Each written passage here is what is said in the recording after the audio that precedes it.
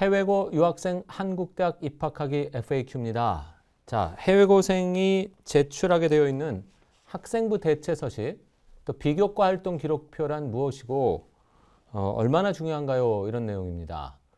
뭐 이게 제일 중요하죠, 이제.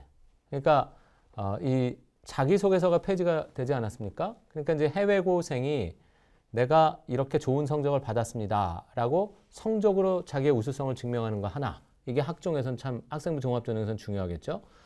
또 하나는 내가 이러한 활동들을 했고요. 그리고 내가 이러한 우수한 표준화 학력평가 시험 성적도 받았고요. 내가 이러한 좋은 성적을 받아서 이러한 상장도 받았습니다.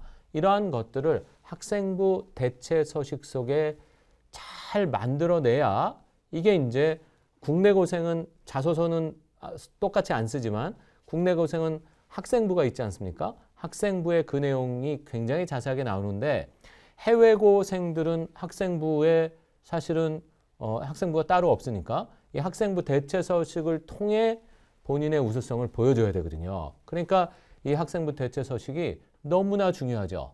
근데 이제 과거에는 이름이 여러 가지가 있었어요. 그러니까 뭐 증빙자료 목록표라는 말도 썼고 자기소개서 증빙자료 목록표 이런 말도 썼고 기타 서류 목록표라는 말도 썼고 그 다음에 활동 증빙서류 목록표란 말도 썼고 그 다음 비교과 활동 기록표란 말도 썼지만 이제 다 통일이 됐어요. 2023학년도부터 다른 용어들을 안 써요. 안 쓰고 이제는 대부분의 학교가 다 학생부 대체 서식이라는 용어를 씁니다. 그리고 연세대학교만 2023학년도까지 비교과 활동 기록표라는 용어를 썼어요. 그리고 다른 학교들은 ACT, SAT, AP, IB 성적도 모두 다 학생부 대체 서식 안에 같이 작성했지만 연세대학교만 별도로 앞에 강의에서 보여드렸듯이 이 표준학력평가 성적은 따로 입력하는 섹션이 있고 그 다음 비교과 활동 기록표는 또 별도로 있었거든요. 이게 이제 2024학년도에는 연세대도 조금 변화가 있을 수 있습니다. 근데 그거는 뭐 내년 2023년 4월이 돼서 2024학년도 모집 요강이 나와야 정확하게 알 수 있는 건데 현재로서는 이제 작년 걸 토대로 저희가 추론을 해보는 것인데 일단 이 학생부 대체 서식이란 말로 다 통일이 된 학생부 대체 서식 그리고 비교과 활동 기록표 이런 게 어떤 건지 한번 먼저 보고 이게 왜 중요한지 다시 한번 설명드리겠습니다. 지금 화면을 보시면은요. 이게 중앙대학교 학교 생활기록부 대체 서류 요약서 뭐 이렇게 지금 이름 바뀌었습니다. 학생부 대체 서식을 조금 이름을 변형을 했습니다. 학교 생활기록부 대체 서류 요약서 이렇게 되어 있고요. 이 중에 지금 이렇게 활동명을 10개를 쓰게 돼 있고요. 10개를 이렇게 쓰게 돼 있고 그 다음에 활동 기간을 쓰게 돼 있고 활동 내용을 이 중앙대는 온라인 입력하거든요. 딱 50자만 넣게 되어 있습니다. 50자 이렇게 50자를 넣어서 10개 활동을 작성할 수 있다. 그리고 이 발행 기간을 이렇게 쭉 쓰게 되어 있습니다. 그럼 언뜻 보면 이게 10개만 넣을 수 있는 것 같은데 실제로는 여기 지금 서류 내용에 보시면 본인의 역량을 증명하거나 학교 생활기록부 기재 내용을 보완하는 내용으로 자유양식으로 쓰는데 평가자가 판독이 가능한 수준으로 축소, 확대, 편집도 가능하다. 다시 말해서 이 내용 10개를 쓰는데 축소, 복사를 해서 10개 활동을 낼 수 있다. 이거에 대한 증빙 자료를 다시 말씀드리면 이 활동명에다 표준화 학력평가 시험 성적 이렇게 쓰면 실제로는 ACT, SAT, AP, IB를 한 페이지에 다 성적을 내서 여기 활동명은 한 개지만 실제로 내는 서류는 4장도 같은 페이지에 복사해서 축소해서 낼 수 있다. 이렇게 되는 거죠.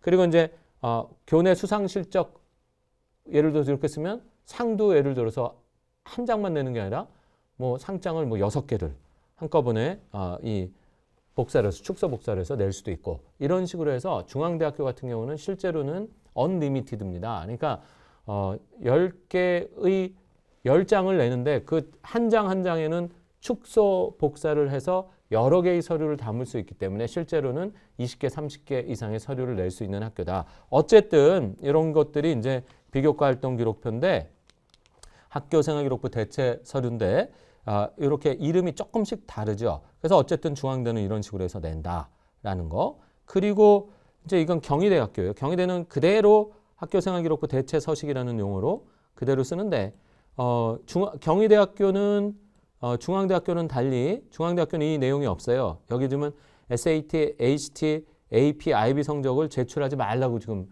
이야기하고 있습니다. 이 학생부 대체 서식에 이 내용이 나와 있지 않은 학교는 다 제출 가능한 학교, 이 내용이 나와 있는 학교는 제출이 안 되는 학교인데 어쨌든 그 내용이 쭉 나오고 그 다음에 이 경희대 같은 경우는 50자 이내로 쓰는데 15개까지 낼 수 있다. 그래서 이렇게 온라인 역시 입력하는데 1, 2, 3, 4, 5 쭉 해서 15칸까지 쓸 수가 있습니다. 한 칸에 하나씩 내는 학생을 기준으로 하면 15장.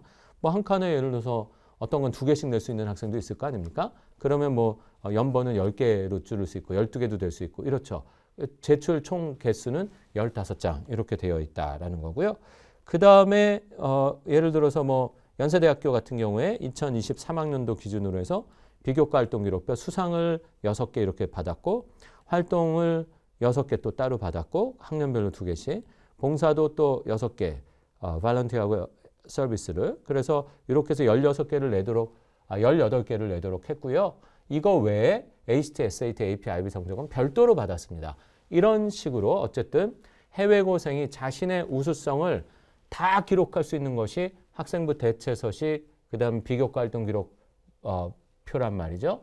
그러니까 이게 정말 중요하겠죠. 그러니까 해외고생한테는 이 자소서가 없어진 이 마당에 이 학생부 대체 서식을 어떻게 쓰고 비교과 활동 기록표를 어떻게 쓰느냐가 정말로 중요한 내용이다. 이렇게 말씀드릴 수 있어요. 그럼 지금 지금 보여드린 학교들은요.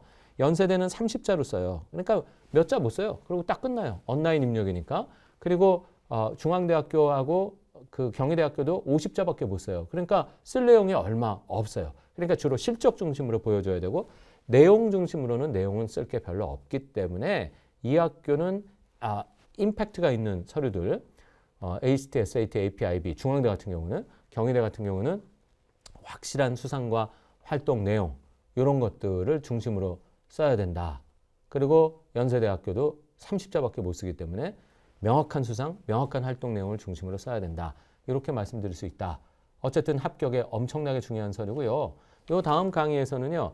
요거하고 다른 패턴을 가진 다른 학교들 굉장히 서류들이 다양하거든요. 학생부 대체 서식이라는 게 어떠한 것들이 있고 이걸 어떻게 쓰는 게 합격에 얼마나 중요한지 이 말씀을 이어서 드려보도록 하겠습니다.